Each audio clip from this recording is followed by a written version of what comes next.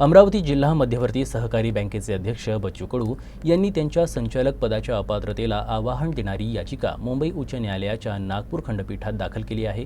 19 जून रोजी या याचिकेवर सुनावणी होणार आहे। तत्कालीन विभागीय सहनिबंधक चैतन्य नासरे यांच्या न्यायालयानं कडू यांना बँकेचे अध्यक्ष व संचालक या दोन्ही पदासाठी अपात्र ठरवलं आहे। सोमवार 16 जून रोजी हा निर्णय सार्वजनिक झाला।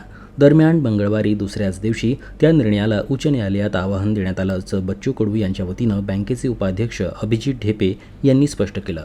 शेतकऱ्यांच्या कर्जमाफीसाठी गेले आठवडाभर बच्चू कडू यांनी राष्ट्रसंत तुकडोजी महाराज यांची पुण्यभूमी असलेल्या गुरुकुंज मोझरी इथे अन्नत्याग आंदोलन केलं होतं। त्यामुळं शनिवारी सायंकाळी उपोषण सोडताच त्यांना येथील एम्स हॉस्पिटलमध्ये दाखल करण्यात आलं।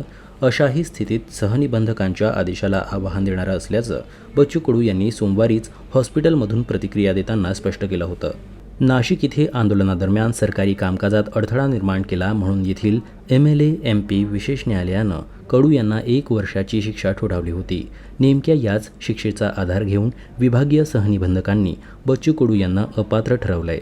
परंतु जाणकार सूत्रांच्या माहितीनुसार सदर शिक्षेला मुंबई उच्च न्यायालयाचे न्यायमूर्ती शिवकुमार दिघे यांच्या एकल पीठाने 11 मार्च रोजी निलंबित केला आहे। नेमका हाच मुद्दा घेऊन कडू उच्च न्यायालयात गेले आहेत। युक्तिवादादरम्यान याशिवायही काही मुद्दे मांडले जातील अशी सूत्रांची माहिती आहे।